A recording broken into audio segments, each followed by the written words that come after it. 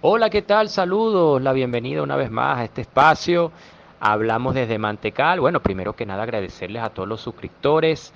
La invitación es que no solamente le den like a nuestros videos, sino que también activen la campanita y difundan con, bueno, otras personas que puedan seguir nuestro espacio para seguir creciendo, ya saben. Pero gracias por estar allí y esperemos seguir con ustedes todo este tiempo y más. Bueno, Lula presidente, señores, es la noticia del fin de semana. Algo que, bueno, se dio la lógica. Casi todas las encuestas daban a Lula, sin embargo, con un estrecho margen, que en términos porcentuales sí fue así, un estrecho margen. Recuerden que en la primera vuelta Lula y Bolsonaro quedaron en la punta, pero no fue el margen suficientemente grande para que Lula fuera presidente de una vez, sino que hubo que darse esta segunda vuelta, que fue este domingo. Ahora, decía que en porcentaje el margen es estrecho, sin embargo estamos hablando de 1 millón y pico de votos. Lo que pasa es que cuando por ambos lados son 60 millones, bueno, se ve que es poco, pero repito, 1 millón y pico de diferencia. Ahora, Bolsonaro no ha aceptado la derrota. Y miren, si alguien se parece a Donald Trump en el mundo, en este planeta, es Jair Bolsonaro. Así que como que va a aplicar la misma, no va a reconocer hasta el final. Bueno, yo no sé si Trump reconoció, yo creo que Trump nunca reconoció su derrota contra Biden y Bolsonaro quizás vaya por la misma vía. Algo que, bueno, ha preocupado a Lula da Silva, por cierto, en sus últimas declaraciones. Eh, ahora, vuelve la izquierda a Brasil, esto es una realidad. Colombia, gobierno de izquierda, Venezuela hace más de 20 años. Y bueno, ¿qué pasa con nuestros pueblos? O sea, los pueblos eligen, al final los pueblos quieren esto. La mayoría pues quieren esto. Y aquí es donde uno se hace la pregunta, ¿será correcto que todo el mundo vote?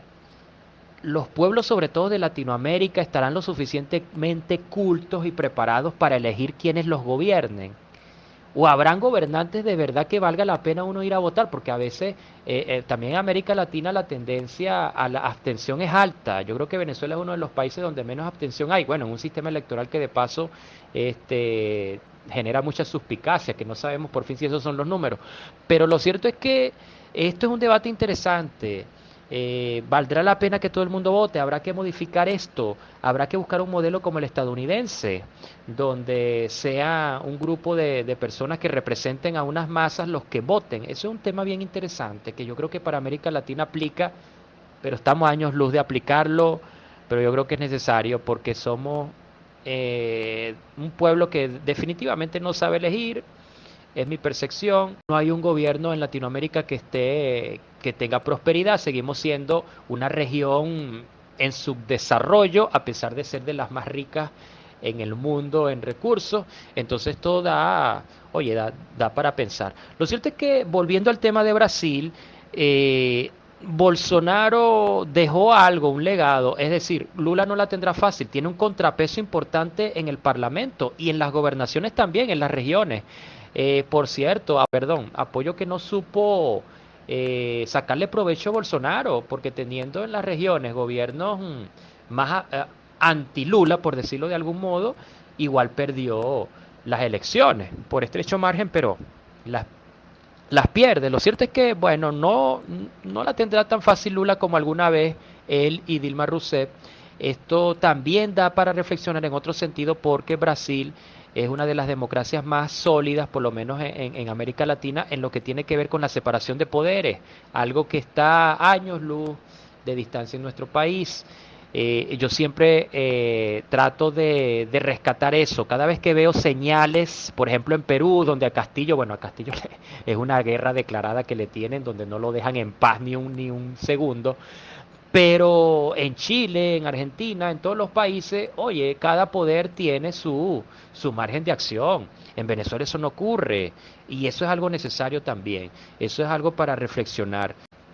No hay separación de poderes, pues, eh, en, en Venezuela como sí la hay en Brasil, aparentemente. Interesante, por cierto, un fin de semana donde no solamente Brasil celebró sus elecciones, sino que también su final de Copa Libertadores y sigue el amplio dominio. Y me meto en deporte un poquito, más adelante hablaremos un poco más, pero rapidito les cuento que el Flamengo derrotó al Atlético Paranaense y se coronó campeón de Sudamérica, la Copa Libertadores, el torneo más importante de Sudamérica.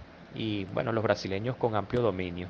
Bueno, vamos a hablar de deportes y es que en la Liga Venezolana de Béisbol, dominio amplio de los Super Leones del Caracas, ya derrotaron a Magallanes el sábado en el primer choque entre los eternos rivales, fue una paliza 10-2. Magallanes está irregular, los Leones están en la cima y el que está en el suelo es el equipo de moda, o sea, el ha crecido más en los últimos años por la época gloriosa que tuvo al principio de los 2000 con Miguel Cabrera, el todo aquello. Lo cierto es que los Tigres, bueno, no han ganado un juego, creo, y destituyeron a Jackson Melián y a todo el equipo técnico, a todo el cuerpo técnico que lo acompañaba. Un desastre los Tigres, un desastre hoy en día. También en deporte venezolano, Trotamundo se coronó campeón de la Superliga Profesional de Baloncesto, el equipo de Mamaosa Salazar, el técnico quizá venezolano más importante de la actualidad y desde hace muchos años, derrotó a quien, bueno, en algún momento descubriera que fue Cal Herrera, que dirigió a los Cocodrilos de Caracas. Lo cierto es que Trotamundo era imposible que perdiera, o sea, Trotamundo tenía un Dream Team allí, tenía a Donta Smith, tenía a Jordan Zamora, que es, bueno, y figura de la Vinotinto, David Cubillán, tenía a Néstor Colmenares. Oye, era un equipazo. En Cocodrilos, bueno, se me ocurre Betelmino, no conocía más nadie yo ahí, de verdad. Y la serie no fue barrida, quedó 4-1. Yo creo que mucho hizo Cocodrilo contra estos trotamundos que, bueno, no había manera, repito, de que perdieran este campeonato. Así que, bueno, felicidades para Trotamundos y todos sus seguidores. Vamos a pasar a la Liga Española porque, como buen fin de semana, pues nos dejó partidos interesantes. El Farsa no fue farsa este fin de semana porque derrotó al Valencia 1-0. Gol de Lewandowski sobre la hora en la última pelota. El Barcelona sacó la casta, hay que decirlo. Con polémica, la no expulsión a Marcos Alonso, una entrada horrible. No pasó nada, le sacaron amarilla, siguió jugando. Y bueno, el Barça, buena victoria, se recupera pues de estos golpes en Champions League, esta eliminación en Champions y también la derrota en el Superclásico. Hablando del Superclásico, su rival, el mejor equipo del mundo y de la historia, el Real Madrid, el mejor club deportivo de todo lo habido y por haber, o sea, no hay nada más grande que el Real Madrid. Pero no pudo pasar del empate contra el Girona en el Santiago Bernabéu, un encuentro en el cual el club merengue se fue al frente 1-0 y luego con un penal muy polémico, mano de Asensio, que bueno, se fue al VAR el referee y la sancionó como penal y la castigó el Girona. Por cierto, en el Girona fue titular Yangel Herrera, muy buen partido de Yangel. Claro, cuando sale el Girona empata, pero hace un muy buen partido. Tuvo una que le reventó el travesaño a Courtois y bueno, no pudo ser. Yo hubiese celebrado ese gol de Yangel. Yo lo hubiese celebrado, aunque fuese al Real Madrid, lo hubiese celebrado. Le rompió el arco a Courtois, bueno, mala suerte para el venezolano y buena suerte para el Girona que logró sacar un empate, pero me quedo con el penal otra vez. Este lío con los penales del Real Madrid, bueno, cómo no Ancelotti se va a enojar y va a decir que se inventaron un penal. Por cierto, le puede costar una sanción ahora a Carleto. Y hablando de cosas raras, esa sanción a Carleto que quizás pueda venir, cosa rara la expulsión de Toni Kroos también, primera vez en su carrera que expulsan al alemán por doble amarilla en ese encuentro contra el Girona. Bien, bueno, sigue el Madrid de puntero, solo un punto por encima del Barça y esta liga va a ser entre Madrid y Barcelona ya definitivamente porque el patético de Madrid no va a dar, no le va a dar para alcanzarlo. Vamos a hablar ahora de series de televisión, o sea, de otros temas, de farándula. La Casa del Dragón, señores, terminó la primera temporada.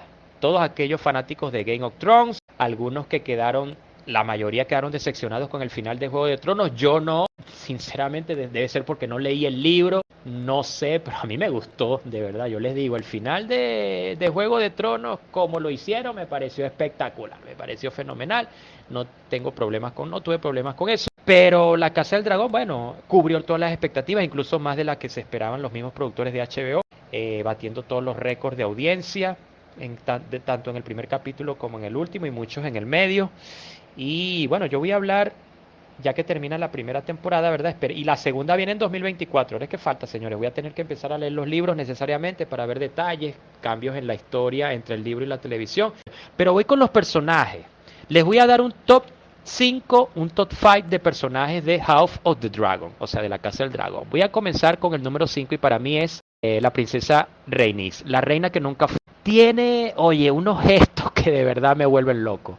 O sea, la forma de decir las cosas, esas frases cortas y cómo de repente mueve la cabeza, me mata. De verdad, es una Targaryen por excelencia. Sin lugar a dudas, muchísimo más que Rhaenyra, que la misma Daenerys Targaryen. Nadie como la princesa Rhaenyra. Es de verdad una dragona. De verdad que sí. Y la vimos en el penúltimo capítulo, cómo montó el dragón Melis, ¿verdad? Y bueno, fue espectacular, de verdad. Una escena que de paso nadie se esperaba. Fue una de esas escenas que no te las esperas y ¡pam! Y te la tiran ahí en pantalla. Entonces Rhaenys es la número 5. Voy con el número 4 y para mí es Viserys. Viserys, a ver, yo siempre lo vi como este rey blandengue, este reycito, ajá, el rey pacífico, ¿verdad? Así lo bautizaron, evitando todos los problemas. No pasa nada. Y yo decía, oye, qué aburrido, Dios. Dios, métete en un lío, hijo. Haz algo, que pase algo aquí. Pero la actuación de Viserys en su agonía, cuando esa entrada que tiene espectacular cuando están decidiendo el sucesor a ver, de Lord Corlys, sí, del Señor de las Mareas, que estaba entre Lucerys y Baemon. La entrada, esa entrada espectacular de Viserys y además cómo, bueno, cómo se metió en el papel de un hombre agonizando.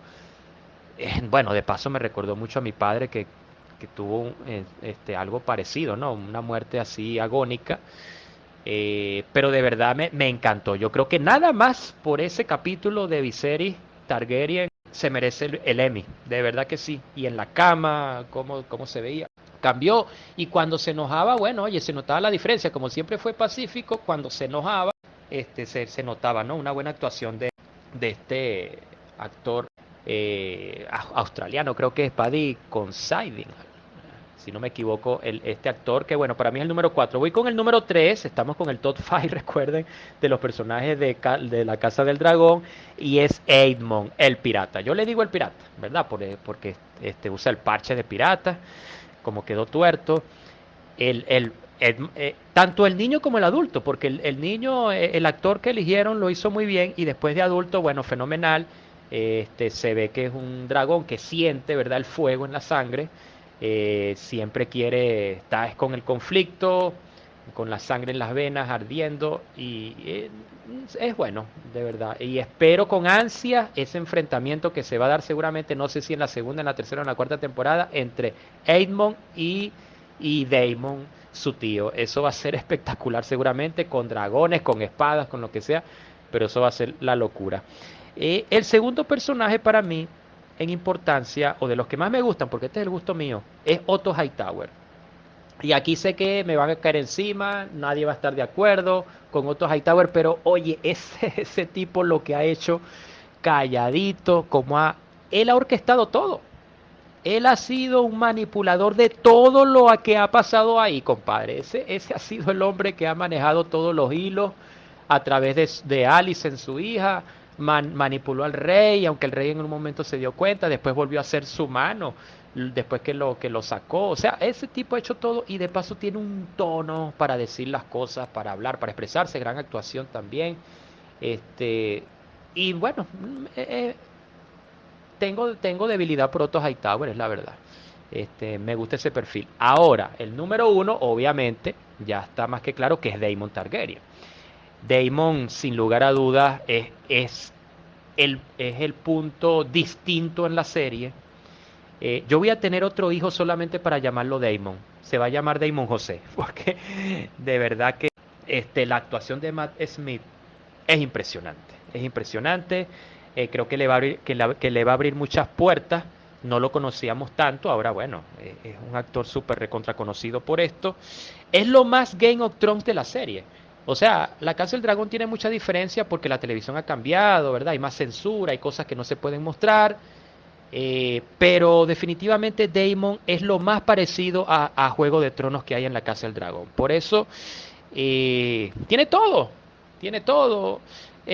Bueno, lo que no tiene es cariño por los hijos. Eso sí, cero cariño por los hijos. Es lo único que no tiene Daemon, pero por lo demás, puede ser violento, puede ser tranquilo, manipulador, chistoso, o sea, tiene de todo. Incluso va a ser más chistoso en la segunda temporada, según algunos comentarios allí de productores.